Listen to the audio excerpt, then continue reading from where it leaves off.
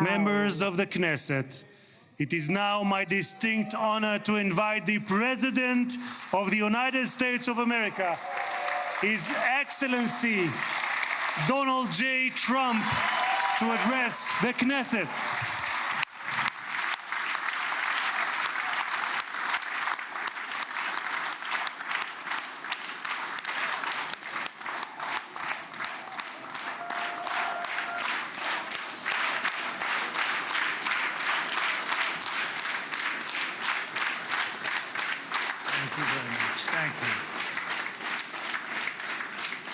Thank you very much, everybody.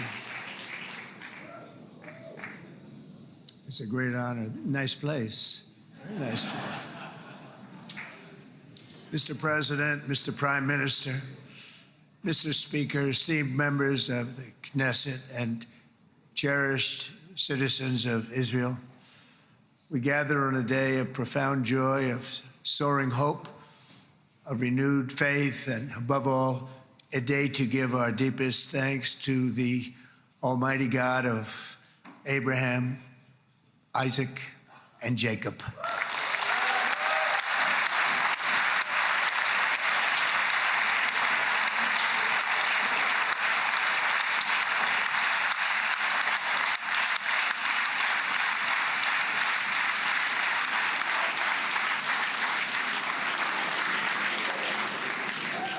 After 2 harrowing years in darkness and captivity, 20 courageous hostages are returning to the glorious embrace of their families, and it is glorious. 28 more precious loved ones are coming home at last to rest in this sacred soil for all of time. And after so many years of unceasing war and endless danger, today, the skies are calm, the guns are silent, the sirens are still, and the sun rises on a holy land that is finally at peace, a land and a region that will live, God willing, in peace for all eternity.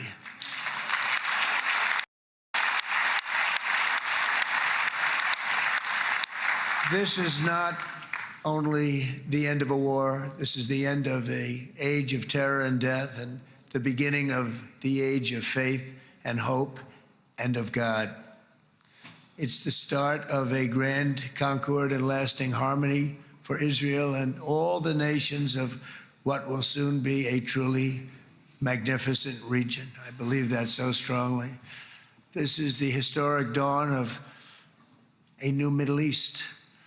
I want to express my gratitude to a man of exceptional courage and patriotism, whose partnership did so much to make this momentous day possible. You know who I'm talking about. There's only one, Prime Minister Benjamin Netanyahu. Bibi, please stand up.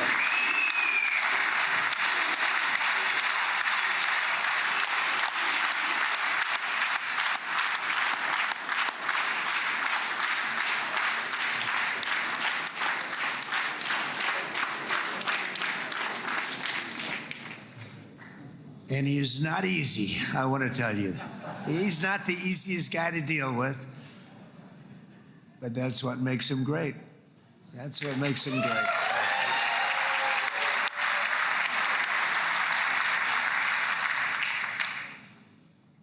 Thank you very much, baby. Great job.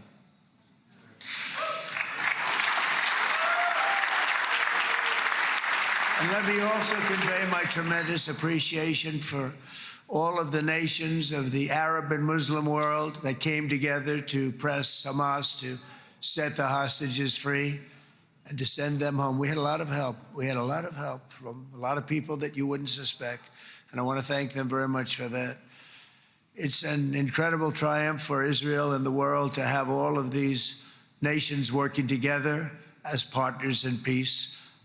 And it's pretty unusual for you to see that, but it happened in this case. This was a very unusual point in time, a brilliant point in time.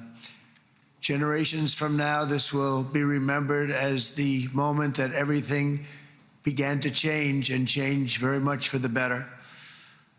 Like the USA right now, it will be the golden age of Israel and the golden age of the Middle East. It's going to work together. I'd like to thank several great American patriots for their invaluable help in getting something done that almost everyone thought was absolutely impossible. We were wasting our time. So many people said, "You're just wasting your time." But we weren't, because we had talented people working with us, and we had people that loved your country, and frankly, people that loved the region. They loved the Middle East. I want to thank my friend Steve Witkoff.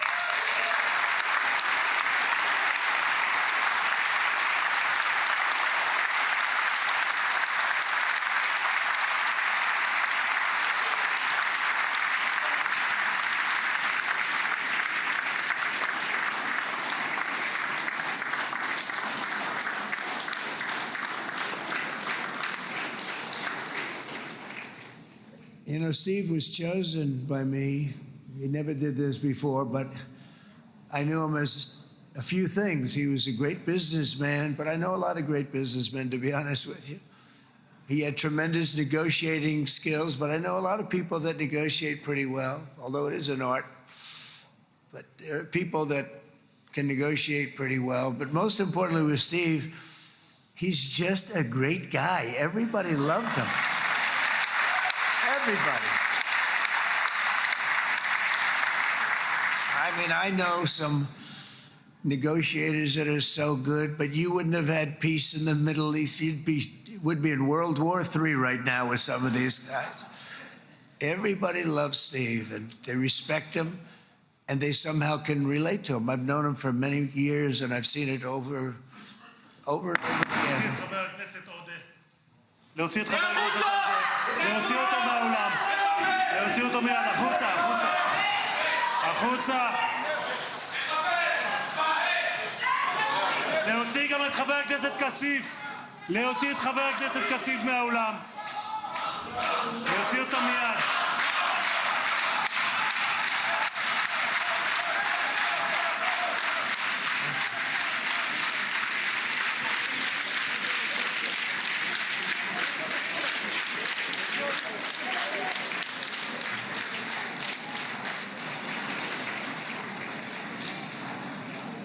Sorry for that, Mr. President. Thank you. Please.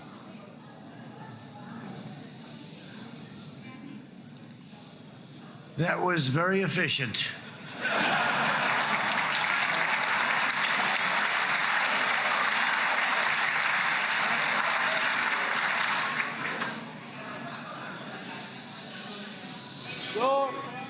So back to Steve.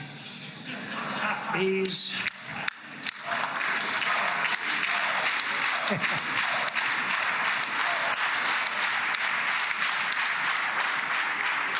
But I tell one story because he was so involved, and then we called in Jared. We need that brain on occasion. We got to get Jared in here. We got to get a certain group of people. But Steve started this all by himself. I call him Henry Kissinger, who doesn't leak, okay? Henry is a big leaker. He leaked. Steve doesn't leak. Steve just wants to get the job done. He wants to do what's right. But I'll give you just a quick story because, as you know, he's working on the war with Russia and Ukraine, a war that would have never happened if I were president. A shame.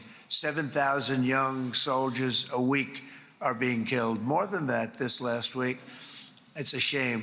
It should have never happened. But it did happen, and we won the race, and I took over this horrible war that's been raging, and I thought it would be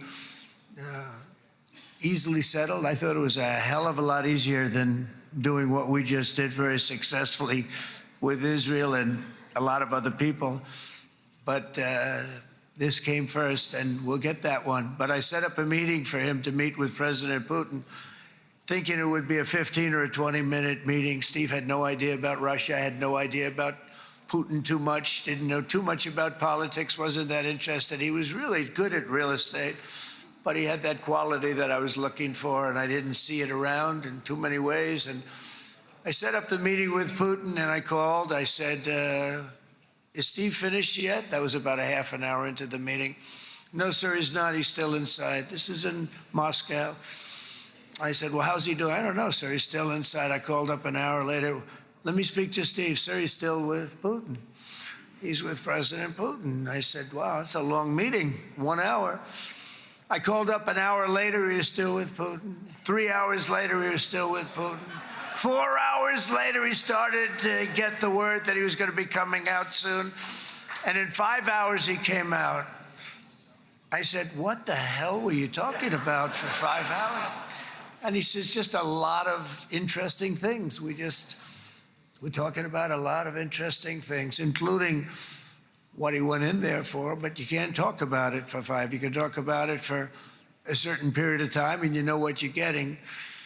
But that's a talent. That's a talent where you can do that. Most people I'd send in, number one, they wouldn't be accepted. Number two, if they were, the meeting would last 5 minutes. And that's what happens with Steve. Everybody loves him. They love him on this side. They love him on the other side. And he really is. He's a great negotiator because he's a great guy. So thank you very much, Steve, very much.